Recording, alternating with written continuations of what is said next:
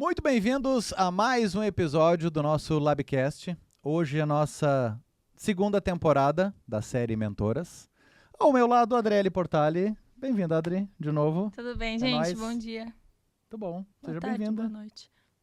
Animada pra hoje? Tô bastante. Quem que vem hoje aí? Ju Marcon! Uma salva de palmas. E aí, gente? Juliana Marcon, Ju, obrigado Eu que agradeço. por aceitar esse convite. Eu Muito que bom te ter agradeço. aqui. Falar um pouquinho sobre inovação, sobre mentoria, sobre a Bora. Ju, principalmente. Né? E a primeira pergunta não podia ser... Tá preparada para hoje? Nem um pouco, na verdade, né? Já sei que esse podcast não é para qualquer um, então, mas vamos lá. Estamos aqui, né? Vamos lá. Bora lá então.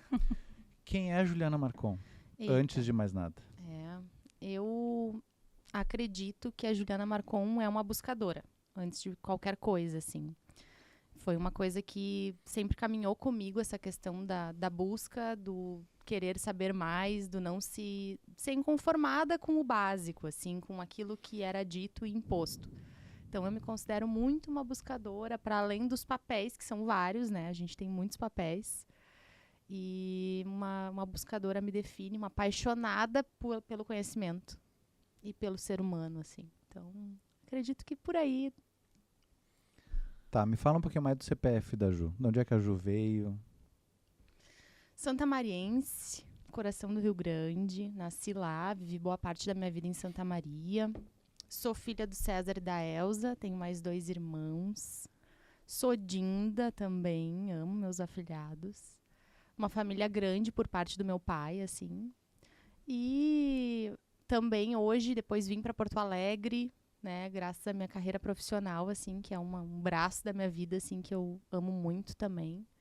E hoje vivo com parceiros incríveis, assim. Então, tenho o Rogério do meu lado, tenho o Borja e a Catarina também, né, que são meus cachorrinhos amados. Acho que é isso. Legal, muito bacana. Bacana. Ju, pra gente dar o pontapé inicial, então. Vamos lá. Hoje tu és mentora do programa de aceleração, trabalha com consultoria, tem na tua bio também muito voltado para a questão de espiritualidade. Da onde surgiu essas vertentes? Quando a gente olha assim para o ramo de consultoria, de mentoria e de espiritualidade, como é que se encaixa essas três na tua vida? Assim? Onde é que surgiu essa intenção? Boa pergunta. É bem pelo olhar do ser humano, né? Eu entendo que o ser humano ele é um ser, um indivíduo que tem um aspecto espiritual. E quando a gente fala espiritual, às vezes se leva muito para a questão da religião, né? Porque existe, ainda mais no Brasil, que tem inúmeras religiões. Mas não, é um ser que, na verdade, ele busca por algo transcendente, ou seja, acredita numa realização existencial, né? E aí varia muito das motivações de cada um. Então, quando eu trago o aspecto da espiritualidade, é por entender o ser humano nas suas diferentes dimensões, assim. Não só a física, não só a carreira, mas também englobando esse lado mais transcendente, que motiva o ser humano e que forma também quem ele é. Então, surgiu daí. Obviamente, preciso contar para vocês que essa história da buscadora que eu comecei falando aqui para vocês, eu tinha, sei lá, uns 7, 8 anos, eu lia muito. E lá começou também, né? Então, eu comecei a ler alguns livros bem diferentes, assim, voltados para a filosofia, voltados para a história. Então, eu comecei a me perguntar algumas coisas que eu via ali na história, grandes pensadores, mas peraí, tem alguma coisa mais aqui. Então, desde pequena eu já tive essa motivação. E também por uma questão pessoal, né? Eu passei por alguns desafios no meio do caminho e eu vi que não era simplesmente só um problema e resolve, tapa o sol com a peneira e vambora. Não, tem mais coisa aí. Eu posso ir direto na causa, né? Não só viver nas consequências. Então, a espiritualidade entrou dessa forma, assim, e hoje eu não vejo o meu trabalho, a minha vida como um todo, sem incluir esse elemento. Bacana. Bom, e como hoje tu pega assim essa questão de espiritualidade, que eu acho que tu falou uma coisa bem importante, não é só religião, né? Não. Extremamente importante, assim. E como é que tu consegue trazer isso para um lado profissional, por exemplo, assim, numa mentoria ou numa consultoria, assim? olhando para o negócio, assim, tu consegue trazer isso junto contigo? Sim, porque eu olho para a pessoa. Né? Então, mesmo quando eu estou olhando para um negócio, quando a gente atende uma liderança, seja um CEO, ou seja até mesmo um cargo que a pessoa ocupa de liderança, de certo modo, eu entendo que aquilo que está acontecendo ao redor daquela pessoa faz parte também do momento atual de vida dela e como ela está. Quando eu falo como ela está, eu volto para aquelas dimensões que eu falei, a física, emocional, espiritual e tudo mais. Então, eu parto da pessoa, olhando para a pessoa. Não necessariamente eu vou abrir essa dimensão com ela, até porque eu respeito muito. E quando a gente bate em crença das pessoas, a gente precisa ter determinados tipos de cuidado, assim, para não criar nenhum tipo de resistência e até mesmo para respeitar a pessoa. Então, eu parto dela, do âmbito dela. É ali que muitas vezes vai se explorar, porque a gente vai entender que o resultado final, ele é certamente a somatória das nossas ações, das nossas escolhas, das nossas decisões, ainda que a gente esteja falando de um negócio. Então, ali é que eu consigo olhar para esse ser humano e, então, agregar essa dinâmica da espiritualidade. Claro que tem pessoas que gostam de falar ainda mais, né? Gostam de explorar ainda mais. E aí eu gosto muito de utilizar para desenvolvimento das pessoas, sabe? Para que elas possam se conhecer, entender que é uma dimensão importante para ela, a espiritualidade, e como que ela usa isso de forma pragmática. Porque, volto a falar, quando às vezes a gente está falando muito de crenças e tudo mais, a gente segue alguns dogmas, segue alguns caminhos que não são errados, não é isso. Mas são alguns caminhos. Agora, quando eu olho para mim e entendo como aquilo me impacta e posso usar aquilo ali a meu favor, no sentido de me fazer crescer e que eu possa também multiplicar, eu acredito que é uma excelente vertente também. Então, para aqueles que gostam, eu chamo por aí também. Que legal. Muito bom.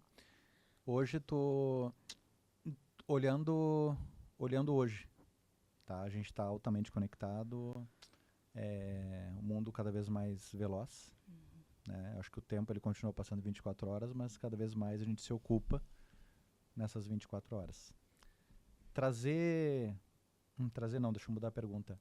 Essa questão de espiritualidade, tu acredita que ficou um pouco esquecida em algum momento? Se perdeu em algum momento? As pessoas talvez não estejam olhando muito para isso hoje? Eu tenho essa impressão, sou leigo no assunto, mas eu tenho a impressão que sim. Essa questão do mundo interconectado do jeito que a gente tá, tem muitas benesses, assim, né? A gente tem muita coisa boa aí, que estamos evoluindo. Mas existe também essa questão da superficialidade que o ser humano está entrando, né? Tem a mente humana, ela tá em inúmeros estímulos, assim, e tá ficando tudo muito superficial. Então, até mesmo quando a gente fala de espiritualidade, a gente fala porque alguém falou e foi algo bacana, ou porque eu tive, de fato, um momento de crise muito difícil, assim, e me agarrei àquilo, mas eu não fui a fundo para entender o que estava acontecendo. Então, eu acredito que, de certo modo, banalizou por um lado, se tornou superficial, e tem muita gente também que se distanciou desse aspecto, que para mim é um aspecto do ser humano, da construção do ser humano, né? Então, eu acredito que sim, sabe? E a gente vive esse momento de muitas mudanças, né? E muitos estímulos, e então recuperar esse aspecto para mim é algo fundamental.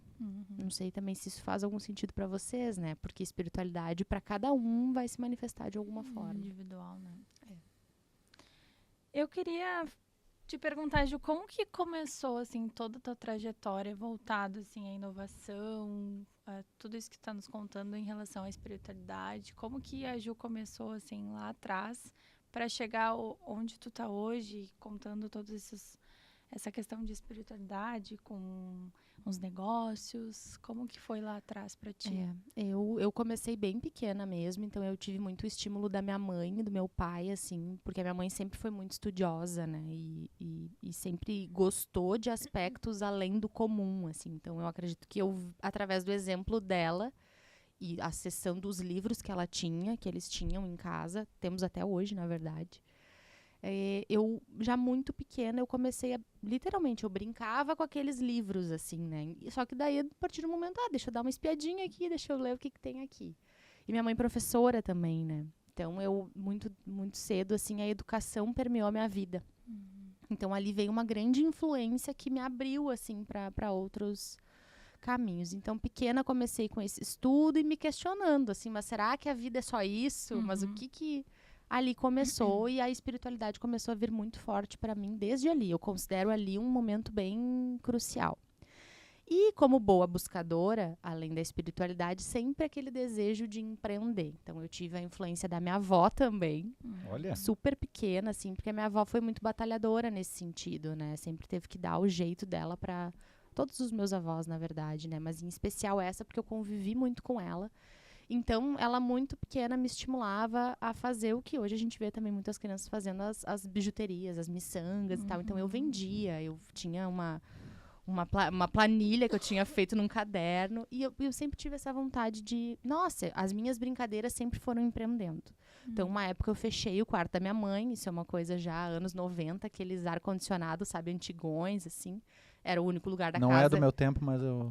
Eu vou, então, se tu eu pesquisar no lembro. Google, tu vai achar. Eu vou dar uma olhada. Tu Eu vai vou anotar achar. aqui para É pesquisar isso, depois. pesquisa. Tá. Então, a gente, na época, era super caro e tudo mais, né? Então, tinha um ar-condicionado na casa. Então, por exemplo, o quarto da minha mãe era o lugar que a gente ia pra passar os dias do calor, era lá. Então, eu inventei, eu já E Santa criei... Maria não é quente, né? Não, Santa Maria é super agradável, um clima nórdico, assim, né? Tipo, Alpes suíços. Então, pelo amor de Deus, um calor. E então eu fechei o quarto uma época e inventei que era um clube e eu queria que as pessoas pagassem para entrar no quarto da minha mãe, né? Então tinha a carteirinha do clube, então todo momento a minha Tu cobrava pro pessoal entrar no quarto da sua mãe Com porque tinha ar-condicionado. É ar-condicionado. isso? Claro, eu vi ali uma possibilidade de negócio. Com que idade? Cara, isso aí eu não quero mentir para vocês, porque eu estudei no início à tarde. Então eu acho que foi antes de eu entrar ali na pré-escola mesmo, né? Então deve ter sido tipo uns 4 anos. Então, não Começar quero... a fazer isso lá em casa. não, é um Ficar bom cobrando. empreendimento, é um bom... Ficar cobrando. Então, eu sempre tinha essa veia, assim, eu sempre quis fazer negócio de tudo que eu via. E aí, então, fui caminhando, aquela dúvida depois de que carreira seguir, porque eu sempre fui muito generalista também, né? E eu gosto, de, por exemplo, olhar um negócio, eu olho todo. Quando eu olho pro ser humano, eu olho ele todo. Então, sempre me vali de muitos conhecimentos, assim, e aprendizados para olhar para determinado aspecto. E aí, aquela dúvida para fazer o vestibular, coisa que carreira seguir, meus irmãos sempre muito certeiros, assim, minha irmã direito, meu irmão odonto, e aquela carreira já... E eu ali, né, gente, o que eu quero fazer? Eu quero fazer E tudo. tu vendendo ingresso para entrar no quarto da mãe. E eu ali já fazendo minha poupança kids, né, e então teve esse momento, assim, que eu acabei indo para formações bem generalistas também.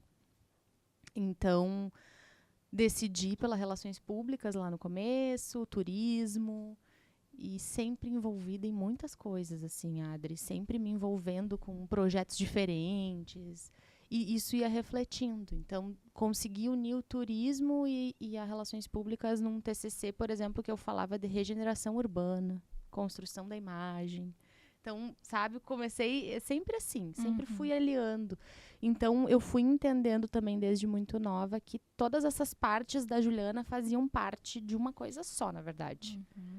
Né? Então, fui caminhando, assim. Eu acho que a própria experiência, o caminhar é que foi me dando a noção do próximo passo. Eu costumo falar que a vida ela é empírica, né? Então, a gente precisa viver para entender. Então, fiz um en passant meio grande aqui, né? Mas acho que eu consegui te responder, né? Sim. Que legal, que bacana. Muito bom. Tu falou muito da tua mãe, da tua avó, né? Hoje, assim, qual a importância para ti, né? E para quem está nos ouvindo também, assim, da família? Como é que eu posso perguntar assim? Na família, no mundo dos negócios? A família, ela faz parte das nossas raízes, né? Ela é algo muito importante na nossa formação, na formação da nossa personalidade, da onde a gente veio.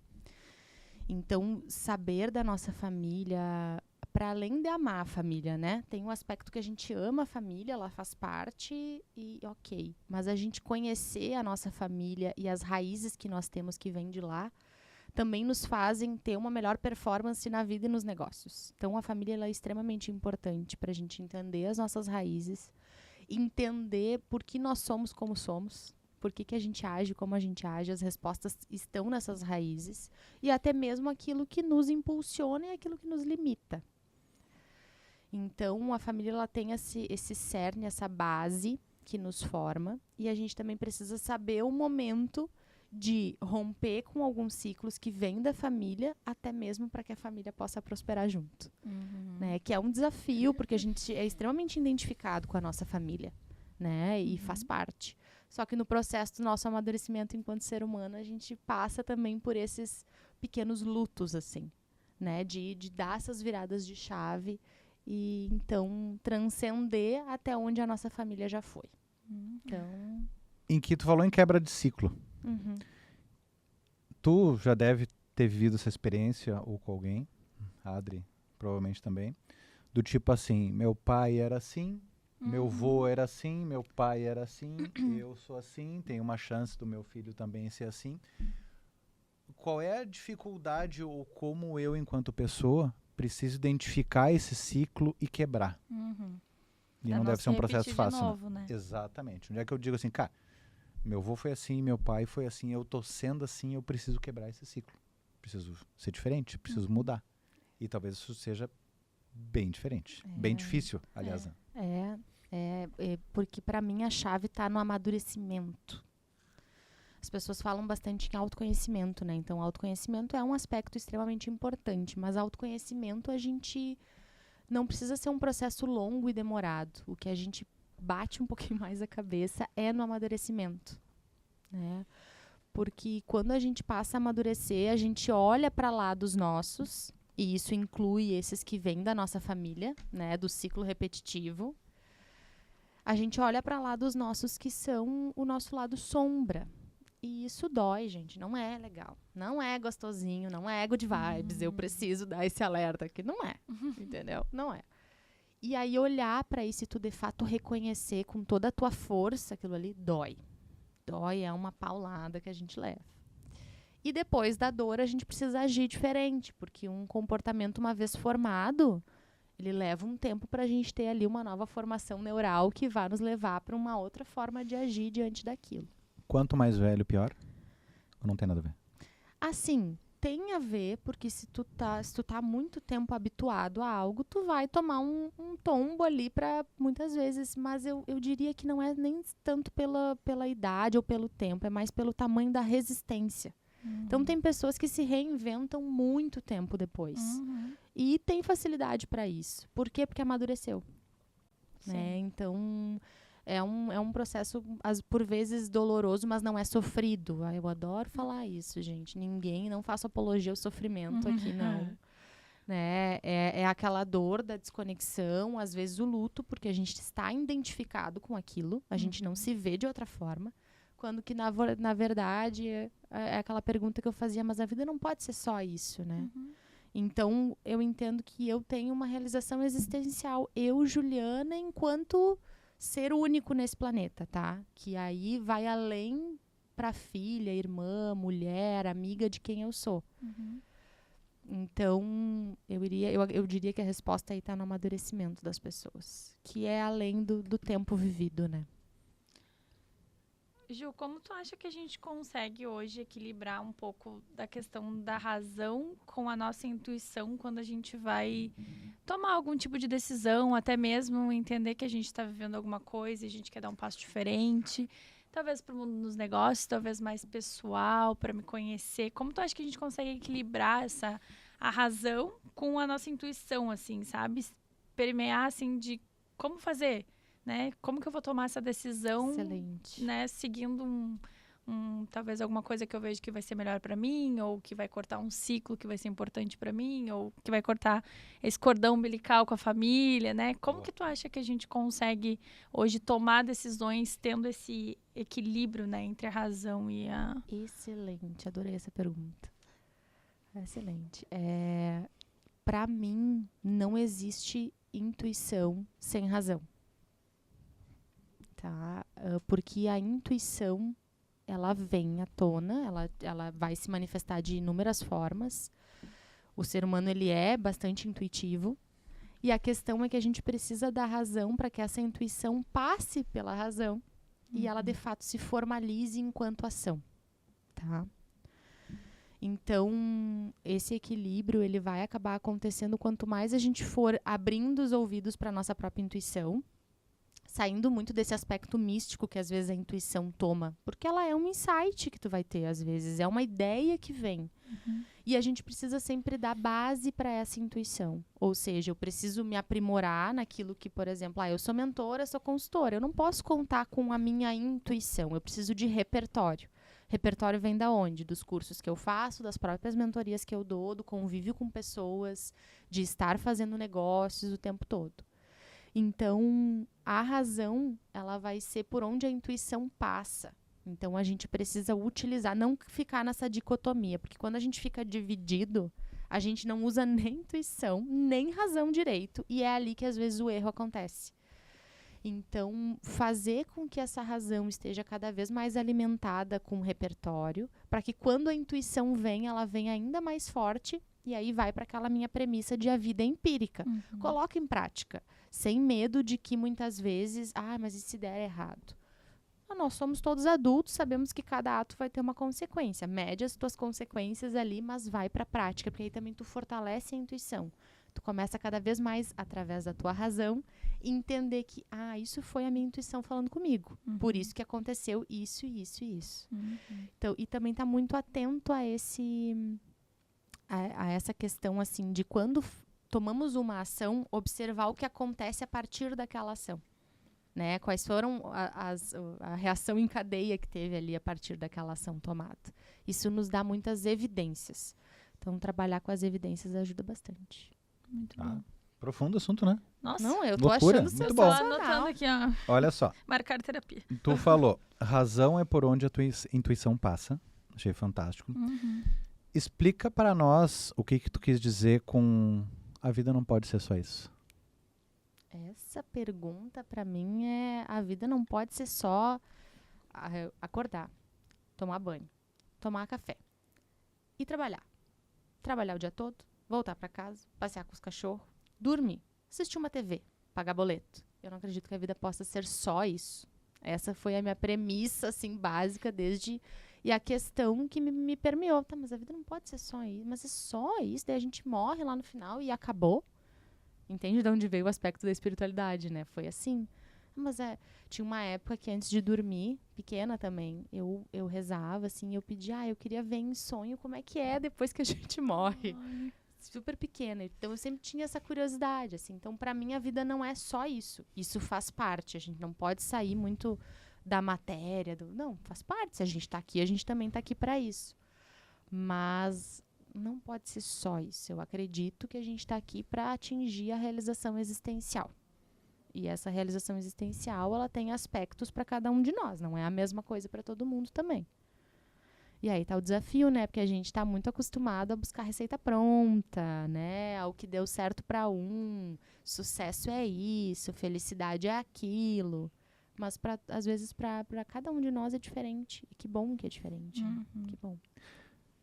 Ainda nesse ponto, moraria nessa conversa. Gente, vocês convidaram ainda, eu ficaria tranquilamente. Hoje a gente tem um camarada aqui que nos ajuda, mas que também tem um monte de sonho que eu gostaria de realizar, que eu vejo um monte de gente realizando e aquilo me dá uma certa ansiedade do tipo, cara, né, tem gente ali com 20 anos conquistando um monte de coisa e eu não consigo.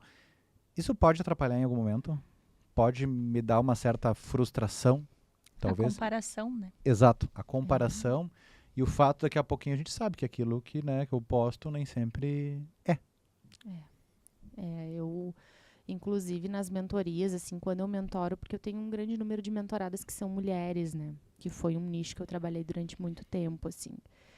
E eu sempre comento porque eu acabo conhecendo algumas pessoas para além do que elas postam. E aí eu comecei a me fazer essas perguntas. Tá, mas espera aí, essa pessoa que está aqui, indo no programa tal, fazendo tal coisa. Quando eu olho de fato a vida dela nas mirícias no dia a dia, ou seja, no estilo de vida que ela leva, não é uma vida que me satisfaria plenamente. Mas até a gente se dar conta disso, pessoal, a gente está na comparação. E hoje, tu trouxe muito o exemplo do celular, as redes sociais, elas foram muito feitas para que a gente, de fato, esteja ali, vicie naquilo ali e acabe se enredando ali, né? Olhar os stories, os reels, o TikTok, tá. E ali a gente acaba ficando vidrado e se perdendo do que é essencial. Né? E que para cada um vai ter algo que é essencial para realizar aqui, né? Eu falo que tá vivo, a gente tá aqui para viver, né? Mas é uma grande responsabilidade. Ó. A gente recebeu essa grande responsabilidade. Não foi à toa, cada um de nós vai ter aí o seu caminho para seguir. E quando eu fico muito preso, olhando que a grama do vizinho realmente ela não é só mais verde, mas ela tem mais árvores e ela tem... Muros, é florida, ela é incrível. Eu, de fato, deixo de prestar atenção na coisa que mais importa, que sou eu mesma. Né? Nesse sentido, eu preciso olhar para mim em profundidade e com responsabilidade, assim. Então, atrapalha bastante. Muito bom. Vamos para negócios? Bora. Valendo? Valendo. Tá gostando, Adri? Tô adorando, nossa. Tô aqui, Muito bom. vários insights na cabeça. Muito bom. Juliana Marcon, empreendedora. Eita. Tá. Que nichos tu já trabalha, né? Hoje a gente tem o conhecimento. E quais foram, assim, as maiores dificuldades que tu enfrentou? Se é que tu enfrentou algum tipo de dificuldade, que eu acredito que não. Muito difícil, né? Empreendedor hoje tem uma vida fácil. Super fácil. Conta pra nós um pouquinho o que a Juliana Marcon faz hoje, além de mentoria, de consultoria, que a gente conhece. Bom, sou educadora, então trabalho com educação também. Presto também suporte para grandes empresárias, que me dá um grande orgulho, assim, também, em projetos incríveis. E já empreendi na área de eventos técnicos, científicos e corporativos, que foi onde, basicamente, eu comecei, de fato. Depois, a agência de viagens, gastronomia... a área de sustentabilidade também, especificamente resíduos sólidos, que foi aonde começou todo o mundo da inovação, né? Começou lá em 2010, 2011. Então, acho que esses foram os principais, assim, que eu já trabalhei. Né? Hoje, especificamente, estou bem focado na mentoria e na consultoria. E, por enquanto, acredito que 2025 é o foco da vez, se não surgir algo mais por aí, mas a ideia é trabalhar especificamente na mentoria e na consultoria. E aí, os desafios são inúmeros, né? Porque eu comecei a empreender, eu tinha, 19, 20 anos, né? Então, começa o fator idade. Ninguém te leva muito a sério, não, por conta da tua idade. E vejam, eu sei que uma menina de 18, 19 anos, ela não vai ter experiência, isso é um fato, né? Precisamos ser bem... né? Não vamos... Mas também existia um esforço ali. E aquele esforço, ele era menosprezado porque muitas vezes, né... hoje já está diferente, né? Porque hoje existe esse movimento muito forte das startups que dá voz, né? E tu tem ambientes específicos. Naquela época lá, em Santa Maria, no caso, estavam nascendo algumas incubadoras para além da incubadora que existia na UFSM, que é a Universidade Federal. Isso lá em 2011? 2010, 2011. Então, estavam nascendo algumas incubadoras que hoje já têm uma outra caminhada, assim. Então, mas ainda eram liderados por pessoas bastante tradicionais. Então, era uma dificuldade. Depois, ser mulher, né? Teve alguns impasses aí do ser mulher, que infelizmente existe, tá? É um viés inconsciente. Eu não gosto muito de me prender, né, nessa fala, mas é necessário a gente ainda falar que existe uma predominância do masculino, né? Então, o fato de ter esse aspecto, o ser mulher, ser jovem, tu vai sendo enlatada, tu vai sendo rotulada. Antes mesmo da pessoa te conhecer e entender qual é o trabalho que tu faz, qual é o teu propósito, o que tu tá fazendo aqui. O rótulo vai na frente. E isso me incomoda em qualquer situação, né? Eu acredito que a gente não pode ir apenas pelo rótulo, mas é comum, né? Então, alguns rótulos já vêm prontos e aí pra gente desconstruir esse rótulo leva um tempo e às vezes oportunidades passam, né? Eu acredito que toda oportunidade ela tem um timing. Por melhor que a tua ideia seja, por melhor que a tua intenção seja, por melhor que a tua organização seja, às vezes as coisas se perdem em função do timing certo das coisas. E aí entra o aspecto da intuição, né? Tá bom. Eu quero saber a tua caminhada aqui no Lab. Trazendo um pouquinho de inovação sobre as mentorias. Conta pra gente um pouquinho da tua história aqui dentro com a gente. Eu tenho orgulho dessa caminhada aqui, que já faz 2 ciclos, né, de aceleração. E agora a gente tá aí com um desafio maravilhoso, um ciclo de conexão. A caminhada começou, assim, bem estilo Juliana Marcon, sabe? Que não pode ver um desafio e aí ela pega, não, eu vou, eu vou. Tô indo. Eu vou, claro. Me sinto pronta. E as melhores oportunidades, eu acho, inclusive dentro do próprio sistema, que eu tenho muito orgulho da caminhada que eu fiz aqui, foi muito assim, eu vou, me deixa que eu vou dar um jeito e vou fazer. Tu iniciou no sistema pelo Sesc, né? Sesc em 2013. E aí fui até 2022. Um bom tempo, né? Então, como foi a caminhada de mentora? Me joguei, literalmente recebi um convite maravilhoso. Não posso falar da pessoa, ela não está aqui presente no momento. E foi no momento que eu estava, de fato, colocando em prática a minha transição de carreira do corporativo para ser exclusivamente mentora e consultora. Então, era um momento de muitas perguntas, poucas respostas, né, no meu mundo pessoal, assim. Então, participei do primeiro ciclo e para mim foi uma descoberta de mim mesma, assim, porque como a gente estava falando sobre o ser mulher, o que acontece? Às vezes nós mulheres carregamos a tal síndrome da impostora, né, que também homens carregam, não é exclusivo. E muitas vezes a gente está sempre se colocando à prova, entendeu? Mas será que eu consigo fazer isso? Mas será que eu consigo fazer aquilo? E nesse aspecto eu tenho o Rogério do meu lado, que é uma pessoa que sempre me impulsiona, assim. Ele sempre me falava assim, isso é coisa da tua cabeça, tu tá mais parando do que de fato entendendo o teu verdadeiro, não só potencial, mas o que tu promove na vida das pessoas. Porque as pessoas, elas te escutam, tu é atenciosa com as pessoas e tu entrega para elas o que elas vieram buscar. E eu não me via por vezes assim. Então o ciclo ele teve esse papel também, porque quando a gente vê a realização das startups, seja aquela que está começando, que ela não sabe nem muito bem o que ela é ainda, para aquela que já está num nível muito mais além, já está escalando, ela conseguir aproveitar daquela mentoria da melhor forma.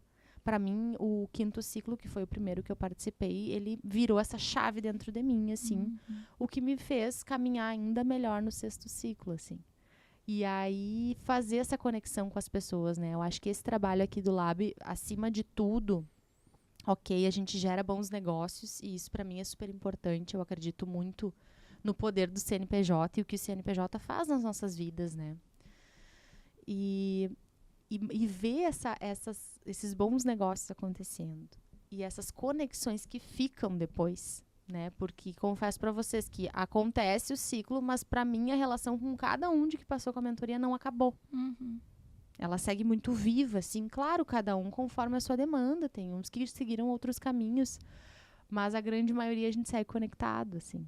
Né? Então, é legal tu se sentir parte de algo que é tão importante, né? Porque é um negócio que também tem o seu papel ali de realizador no mundo, seja ele qual for, e tu saber que tu fez uma pequena pecinha, às vezes, naquele negócio, e que ainda hoje tu consegue contribuir, fica uma relação, assim, perene. Nossa, pra mim é incrível, assim. Então, essa experiência do Lab a nível pessoal, para mim, né, representa uma grande virada de chave, uma consolidação, sabe, de um trabalho de, sei lá, 10 anos. Né? Então, representa essa consolidação e representa futuro, assim, sabe, do tanto que a gente pode realizar, assim. E do papel também que o Lab tem, né, na inovação, num segmento, num setor que carece de inovação voltada, né, para resolver determinados tipos de dores. Uhum. Então, o Lab, para mim, representa também uma inovação real, factível e de muitos resultados, assim. Então, eu sou muito feliz e acho que essa é uma parceria muito próspera na minha vida e nos negócios que a gente vem a fechar. Que legal. Falando da Dilab, que a Adri puxou essa brasa agora.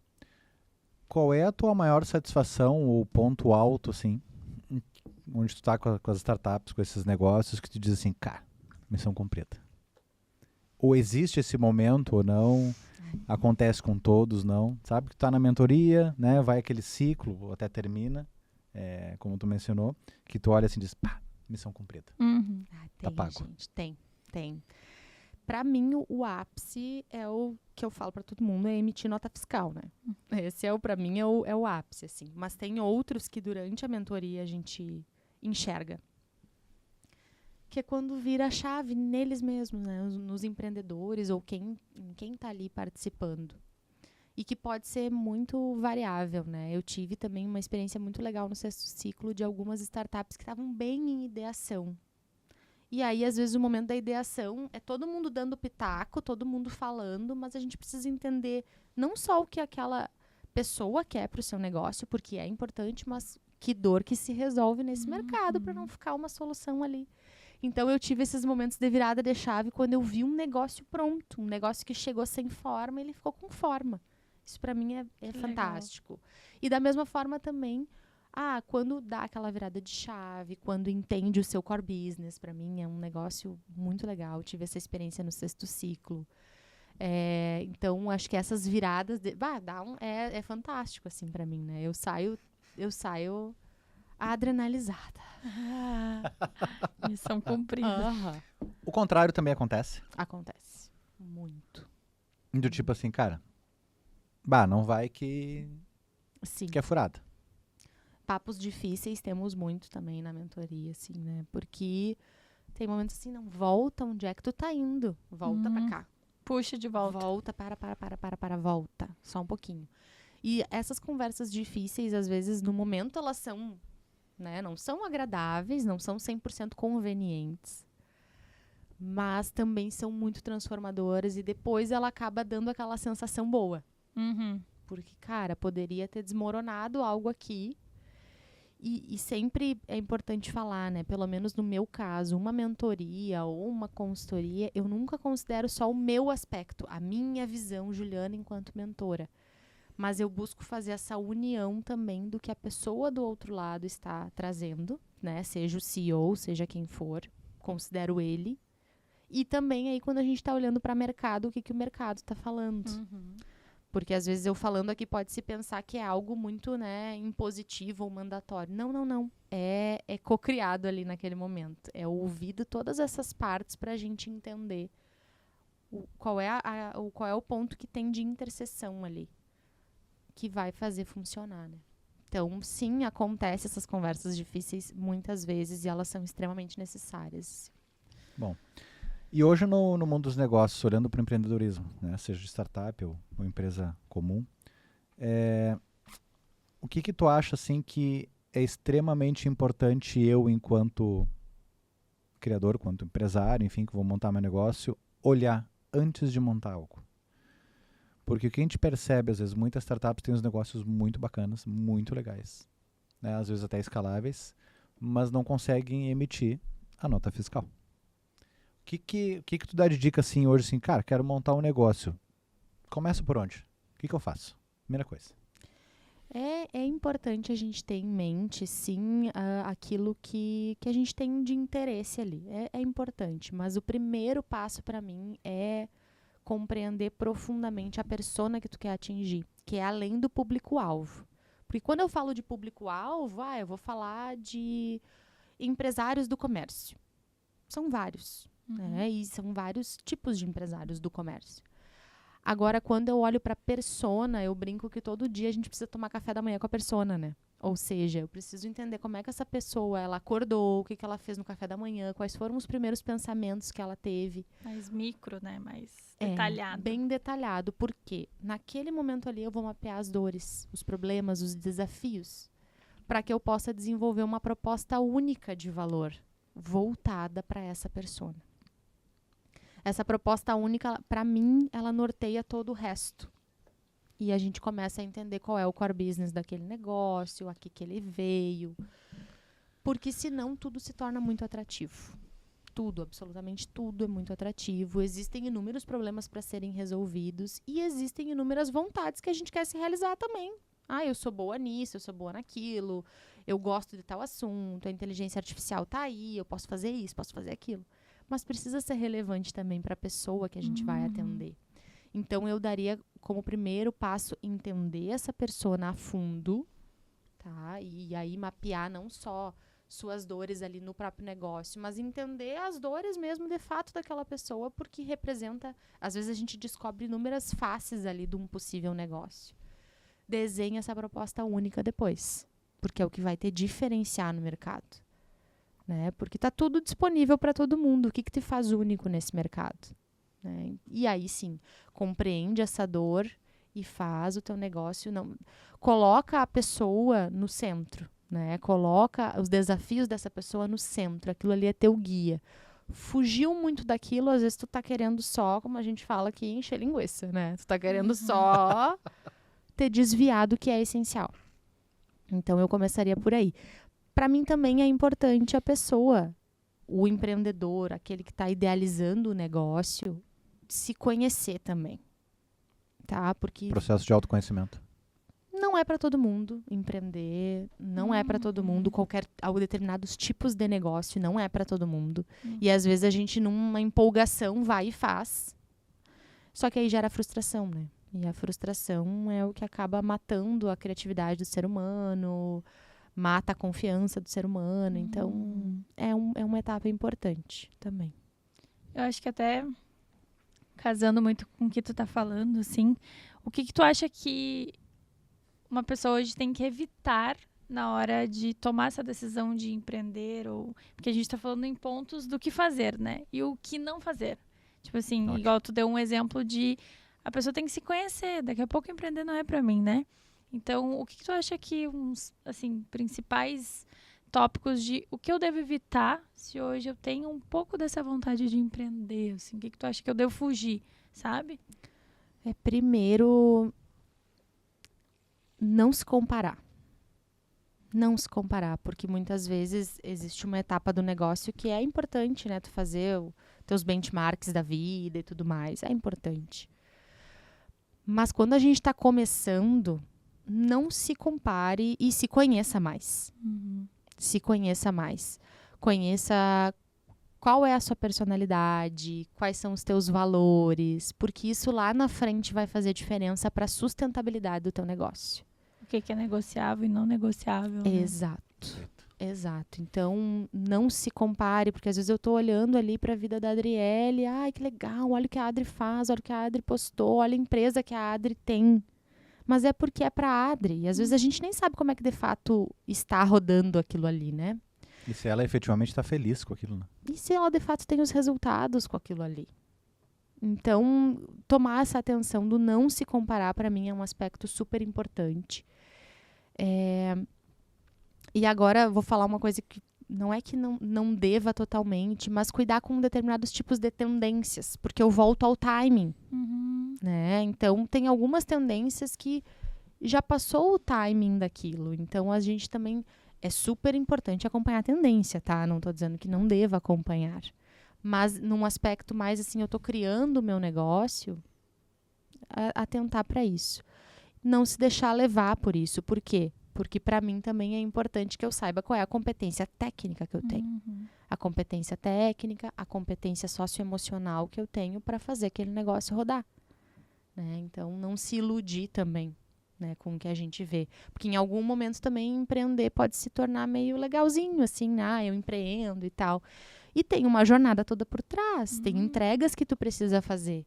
Então, é muito legal eu estar aqui fazendo um podcast com vocês e tal. Eu sou mentora, eu sou consultora, mas eu tenho competência para isso?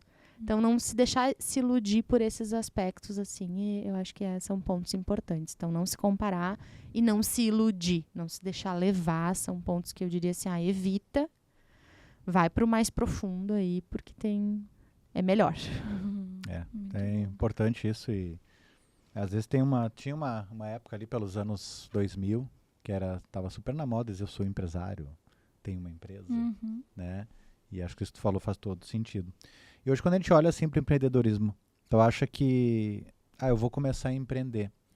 Isso pode moldar o meu aspecto pessoal?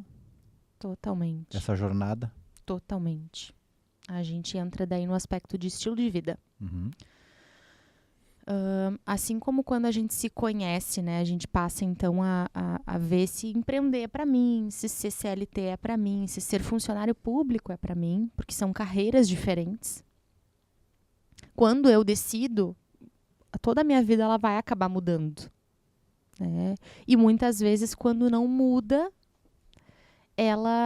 a gente pode perder um pouco a sustentabilidade.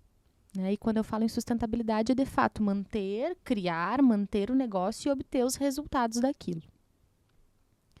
Então, muda completamente, porque o estilo de vida de um empreendedor é um, de um empresário é outro.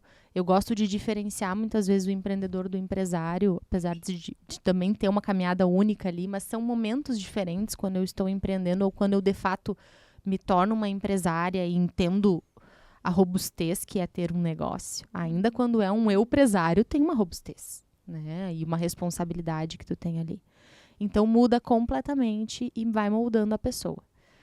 E existe também um fator que às vezes a gente tem que cuidar para não, de novo, se deixar levar pelos estereótipos. Né? Então, muitas vezes, tem o estereótipo do empreendedor, tem o estereótipo do startupeiro, ou seja, é aquele rótulo que eu falei antes para vocês. Não se deixar levar por isso e entender qual é o estilo de vida que tu tem que ter, que vai te facilitar para tirar esses serviços, essa empresa do papel e começar a contribuir com o mundo que o mundo está precisando. Assim. Então, com certeza influencia e impacta muito a tua carreira, a carreira que tu decidir seguir, né? Muito bom. E hoje quando a gente olha para que é o principal que a gente trabalha hoje com parte de inovação, né, de solução de problemas, dificuldades. E a gente tem feito um trabalho muito belo, assim, principalmente no interior, e a gente vê uma boa carência, né, de soluções e de inovação. Qual a importância para ti, Ju, como mentora principalmente, da inovação para pequenos negócios? Quando a gente olha para grandes negócios, e tem muitas empresas que já têm até seu próprio centro de inovação dentro delas. Mas como é que eu levo e qual a importância de eu, pequeno, micro, inovar? Fazer diferente. Tirar essa barreira de inovação que se enfrenta muito na pequena e micro. A inovação para mim é a continuidade, né? É o fato da gente seguir caminhando. Porque o mundo está se transformando cada vez mais. E a gente tem uma base de pequenos, micros, empresários, empreendedores que fazem parte da nossa economia muito ativamente, né? Então, eles estão presentes na economia do Brasil como um todo, em alguns estados, em algumas cidades ainda mais relevante do que outras. Então, imagina, tem municípios que está muito mais baseado a prestação de serviço, pequeno e micro, né? Diferente de alguns municípios que se trata, por exemplo, da indústria e tudo mais. Então, para mim, é extremamente relevante, assim, e é um público que muitas vezes não se sente pertencente à inovação, à transformação digital, porque entende que é algo distante.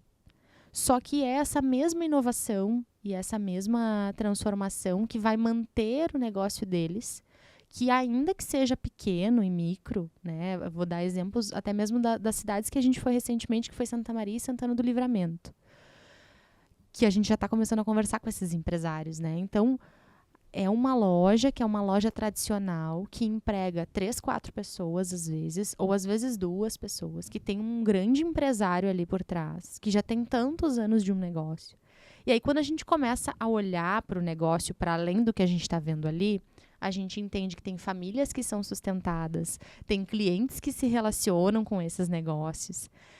E a gente trazer a inovação olhando para o principal desafio que esse empresário e essas pessoas envolvidas têm, nos garante que esse negócio vai crescer. Ainda quando inúmeras coisas possam dizer ao contrário. né? E também porque, para mim, a experiência humana do pequeno e do micro, ela ainda vai sustentar muito tempo. Porque como a gente está vivendo muito essa era muito de transformação digital e tudo mais, a gente vai valorizar cada vez mais o pequeno e micro. Cada vez mais. Né? Essa relação humana que tem ali. Então, por que eu compro na loja, na boutique e tal? Por quê? Porque a vendedora, ela sabe do que eu gosto, ela já compra sabendo os meus gostos, né? E para aquela que... E aí, como é que eu faço para inovar nesse setor? Bom, eu posso ter uma vitrine digital do meu negócio. Eu alio, eu atendo um novo público e sigo atendendo aquela que preconiza estar ali comigo. Então, a inovação, ela é extremamente relevante e ela faz parte, sim, para esse público. E, inclusive, tem muita coisa boa já acontecendo e que muitas vezes não é bem comunicada ou bem direcionada para esse público. E aí que se perde. Então, aqui, voltando a falar um pouquinho do Lab, tem um trabalho muito importante nesse sentido para a gente, cada vez mais, se aproximar disso e fazer isso acontecer. Porque é extremamente importante e tem muita coisa boa para a gente colocar para rodar. Muito bom. Muito bem. A gente passou em 2020 por uma pandemia. A gente passou ano passado, né? Pelas cheias no estado todo. E a gente não sabe o que vem pela frente. Tu acha que existe alguma maneira de a gente tentar se preparar para algo que não existe? E isso eu acho que, aproveitando o gancho, Relações Públicas estuda muito sobre gestão de crise, né? Acho que já pega esse gancho do como se preparar para isso, né? Vou tomar uma água. Tá? Pausa para o intervalo. E é engraçado porque, como eu falei para vocês ali no início, né, o meu TCC, ele foi juntando relações públicas e turismo, porque eu olhei para um destino, para uma cidade, no caso, trabalhei a regeneração urbana de um estado, né, que tinha passado por uma dificuldade, né, e como se reestruturou enquanto destino turístico, né, e sustentável. E eu vejo que a maior preparação que a gente pode ter para algo que a gente não sabe é cuidando da nossa mente. Porque, na verdade, existem os fatores que são totalmente imprevisíveis, incontroláveis. E se a gente tentar controlar isso, a gente vai surtar, pirar. E quando eu cuido da minha mente de uma forma mais integral, não quer dizer que quando chegar lá a hora a gente vai ser paz e amor e good vibes. Não tá acontecendo nada aqui, eu tô de boas e o mundo cai. Não é isso, porque isso não é ser humano, tá? Isso também não é saudável. Mas quando eu cuido da minha mente, eu consigo entender até onde eu vou, até onde eu não posso ir. E também eu acredito que um bom planejamento nos ajuda. O planejamento ele vai constantemente mudar, tá? O planejamento ele não pode ser fixo. Eu, quando trabalho até planejamento estratégico com as empresas, eu falo, é planejamento vivo. Ele vai mudar. Não vamos nos agarrar a isso. Ele é o nosso norte. Então, um bom planejamento ele também ajuda, porque a gente está, de certa forma, conhecendo o terreno. Nos prepara, né? Nos prepara. Pode ser que tudo mude lá na frente. E também um bom planejamento inclui, olha, eu ter determinados tipos de reserva que fazem sentido e que vão me ajudar nos períodos de crise mais intensa, pensar nos planos de contenção, de prevenção e tudo mais faz sentido. Mas se a gente não está com a mente em dia, fica muito difícil, né? E eu particularmente acredito, devido a tudo que eu estudei, assim, que muito daquilo que acontece ao nosso entorno é um reflexo, é um espelho de como nós estamos dentro, né? Na nossa mente, como a gente está enquanto pessoa. Então, também isso ajuda, porque se eu estou cuidando da minha mente, se eu estou cuidando de mim, eu vou olhar para esses eventos que são totalmente imensuráveis e a gente não tem como saber quando, como e onde e como vai nos impactar, nos ajuda a quando esse impacto chegar, esse evento acontecer, eu consigo olhar com um olhar mais maduro, mais atento, sabendo o que fazer a cada momento e também entendendo que, eu não tenho essa competência aqui para resolver isso aqui. Controle, né? Olha, eu não consigo, então ou eu peço ajuda ou eu recuo, enfim, então é a única forma que eu enxergo, né? E claro, quanto mais a gente ir vivendo a vida, eu acho que a vida nos prepara também muito, assim, todos os dias a vida vai nos preparando. Ela dá inúmeras oportunidades, assim, daí a gente vai se preparando, vai agarrando essas oportunidades. Eu não... A gente tem muita frase pronta aí que não sou, às vezes, tão positivo com ela, né? Tipo, vai dar tudo certo, Não. fica tranquilo. Gente, eu sou anti-positividade tóxica, tá? Ai, não posso. Não posso. Good vibes, não vai Sabe? rolar. Então... Tudo passa. Ai. Tudo passa, vai ficar tudo bem, vai dar tudo certo. A gente sabe que isso, às vezes, é importante ouvir, né? Mas eu, por exemplo, eu sempre tento pensar assim, cara, não vai dar tudo certo. Vai dar muita coisa errada. Hoje tá tudo bem, mas daqui a pouco pode dar algo bem complicado, bem difícil. E a gente precisa normalizar, falar sobre isso. Exatamente. E aí eu vejo que tem essa dificuldade, né?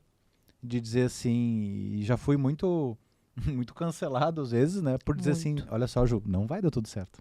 Vai dar muito problema pela frente.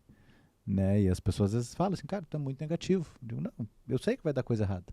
Se não der, ótimo. Mas se der, eu tô sabendo. Existe muito essa apologia a uma felicidade extrema, positividade, e tu é aquilo que tu atrai e tal, e as pessoas deturpam um pouco isso, né? Eu trabalho muito com felicidade corporativa, com sustentabilidade humana. Então, a gente integra tudo isso que a gente falou desde o início, das dimensões do ser humano dentro do corporativo, porque é importante, né? Só que, às vezes, eu tomo um cuidado, porque quando a gente vai falar de felicidade corporativa, as pessoas pensam que tem que estar felizes o tempo todo. E aí, a gente precisa desconstruir esse conceito de felicidade o tempo todo e precisa se falar mais sobre essas pautas difíceis, esses desafios, porque eles vão acontecer. Só que... Não, desculpa. Não, exatamente. A gente tem esses desafios pela frente, de entender que não é só isso. E também essa apologia do tá sempre bem, tá tudo bem.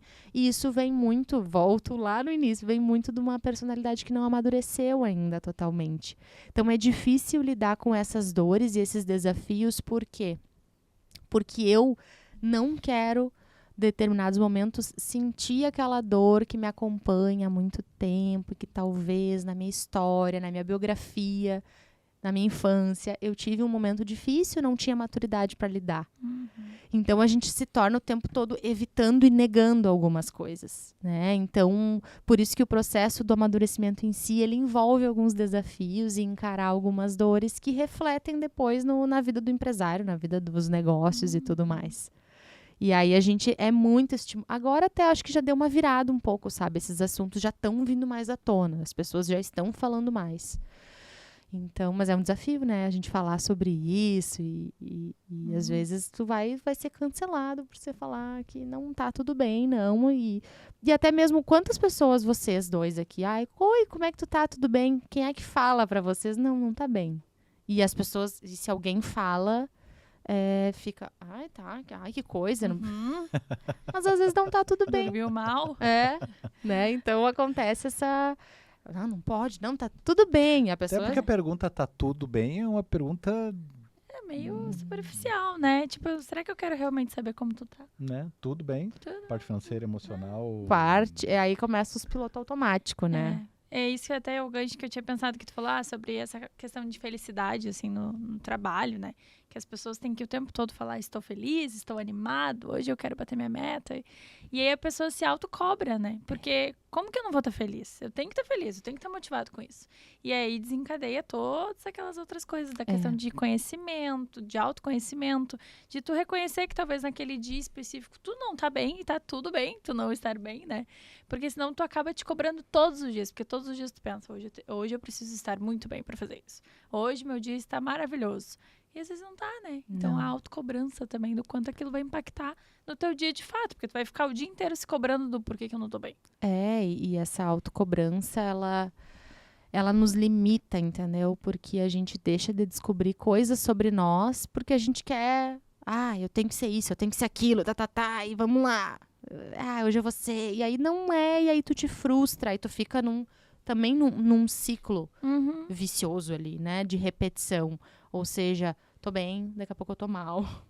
Aí eu tô frustrada, né? Não, hoje eu tenho que estar bem. Aí eu tô mal, porque porque tu não partiu do teu princípio. Tu tá te cobrando, porque tem uma voz ali falando contigo, dizendo que tu tem que, porque a vida tem que. E eu sou meio contra os tem ques, assim, que não sejam tem ques que venham da nossa própria alma. Aí, ok, aí a gente vai e segue. Mas se não é um piloto automático que fica até mesmo te alienando. Eu acho que o problema é isso leva à alienação do ser humano. Porque tu nunca, de fato, te entende, te compreende, sabe como tu tá naquele dia. Porque tem respostas muito importantes. Quando eu não tô bem, por que eu não tô bem? Por quê? Foi porque o outro dia... E não é só porque coisas aconteceram. Às vezes a gente comeu mal, a gente se alimentou mal, a gente dormiu mal, a gente teve conversas que não foram produtivas pra gente, a gente perdeu tempo com coisas que nos drenam. E quando a gente deixa de olhar pra isso, a gente deixa de se conhecer de fato, né? E seguir sendo ali a vítima da vida, deixa a vida me levar e tal... E aí eu acredito que o ser humano perde protagonismo, assim. E pra mim, protagonismo é fundamental. Que dica tu daria hoje pra tentar evitar essa questão de eu preciso estar assim, eu preciso ser aquilo? Ou como é que tu, Juliana, assim, costuma dividir o teu dia, né, em blocos de produtividade? Qual é o meu ponto alto do dia? Cara, aqui eu preciso estar com energia completamente 100% focado. Tu tem esse esquema mental? Sim, confesso para vocês que desde o ano passado, assim, eu venho passando por um processo de amadurecimento muito profundo. Então, o que eu falei para vocês, assim, eu de fato amadureci muito mais no ano passado e esse ano tô colocando em prática isso para consolidar esse processo de amadurecimento, tá? E isso engloba a gente entender a nossa produtividade. As mulheres, em termos, inclusive, biológicos, elas vão ter uma forma produtiva diferente. Por quê? Porque nós somos cíclicas, né? Então, a mulher, questão hormonal, é diferente do homem. E também, para alguns, né? Por exemplo, se a gente vai falar de Jung, ele vai falar sobre masculino e feminino dentro da psique humana. Então, isso também influencia na nossa forma de produtividade. Então, é importante, sim, eu, por exemplo, eu funciono muito bem com agenda, né, e organizando, e agora, por isso que eu falei para vocês do amadurecimento, porque eu tô realmente entendendo o que funciona para mim, sabe?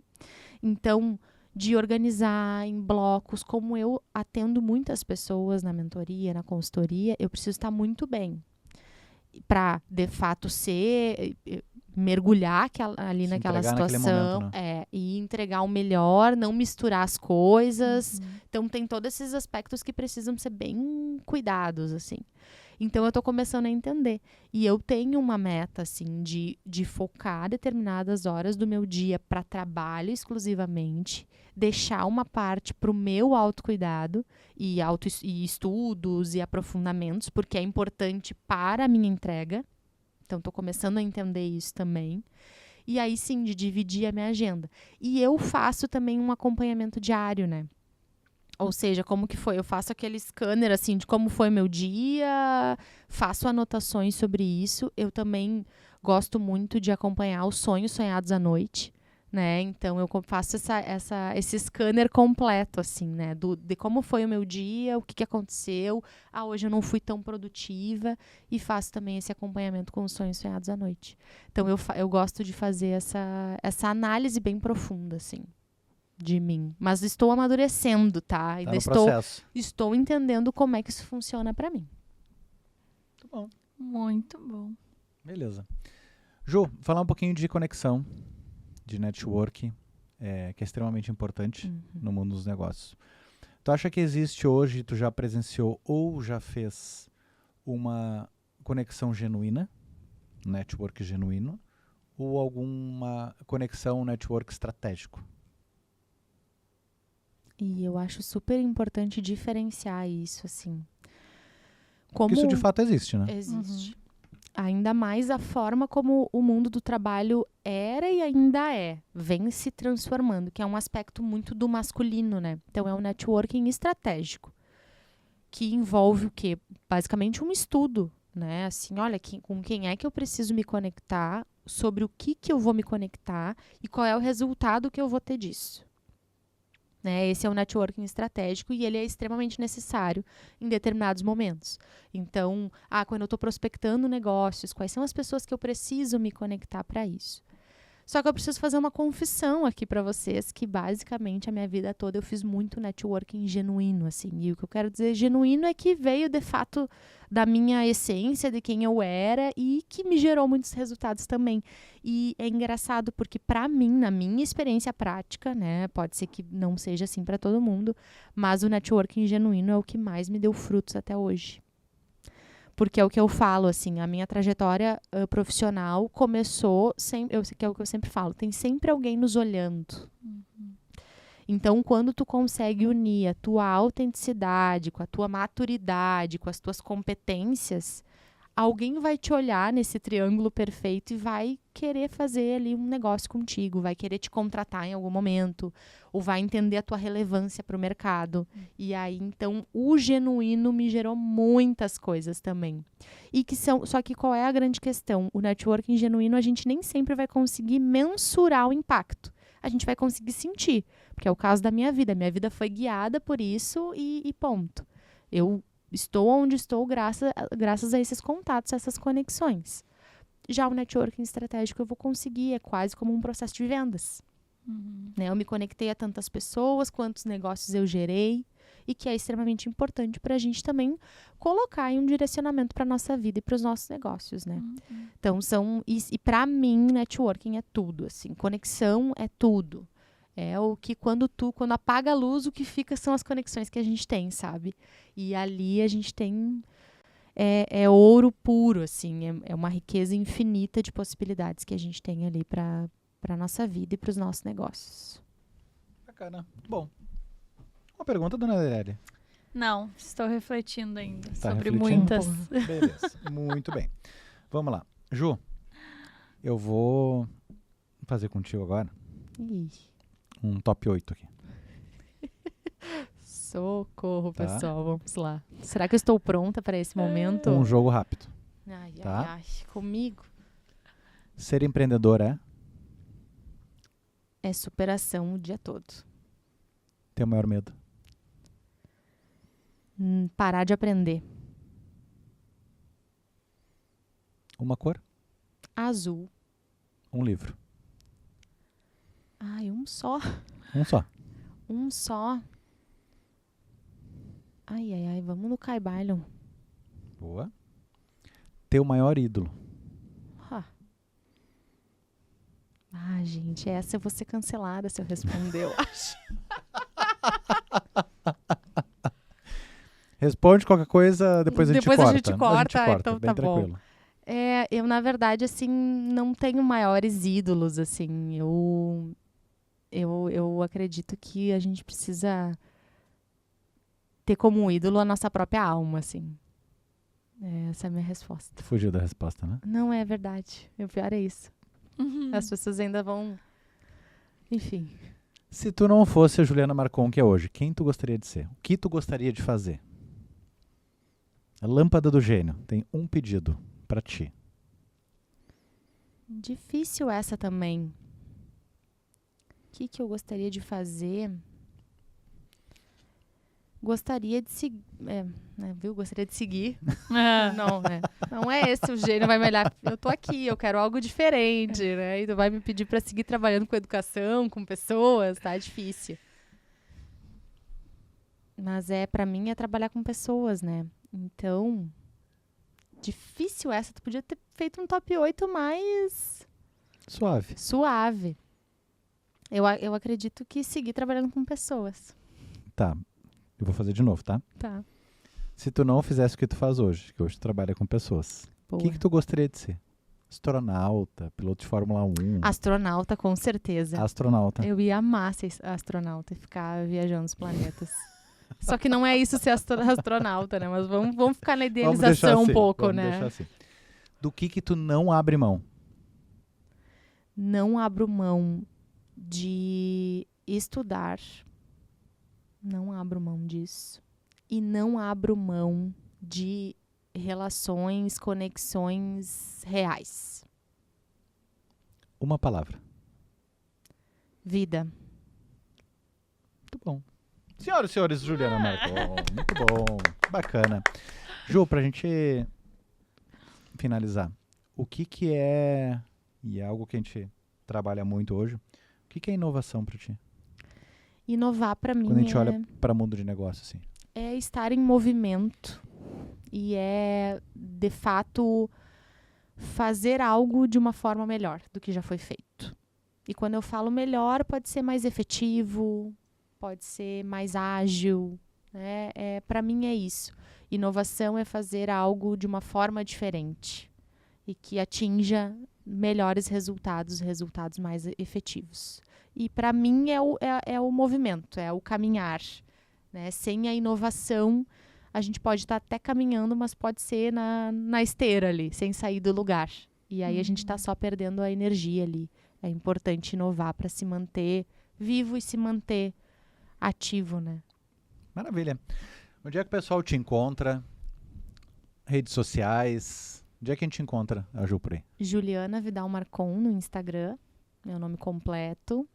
E também encontra no LinkedIn, Juliana Marcon. Por bom. enquanto. Maravilha. Muito bom. Bacana. Minha parceira, curtiu? Muito legal, Ju. Muito obrigada por ter vindo aqui compartilhar com a gente. Fiquei assim, ó, encantada com essa parte de equilíbrio e Muito bom, né? espiritualidade. Eu imaginei que a gente fosse... Adorei. Eu adorei também. Entrar fundo Obrigada, nisso. né? Porque é uma oportunidade da gente também mostrar um pouquinho além, né? Além das vezes de algum dos nossos papéis. Temos inúmeros papéis. E aí a gente mostra um pouquinho além, né? E aí, claro, conversando com essas pessoas maravilhosas, a gente se sente em casa, né? E aí vai só, o papo vai fluindo. Tá, Que legal. tamo junto sempre. Obrigado mais uma vez. Eu que agradeço. Adri, valeu. Obrigado demais. Pessoal, muito obrigado por terem nos assistido, nos ouvido. Em breve esse episódio vai estar no ar. Sigam nossas redes sociais aí. Até a próxima. Tchau!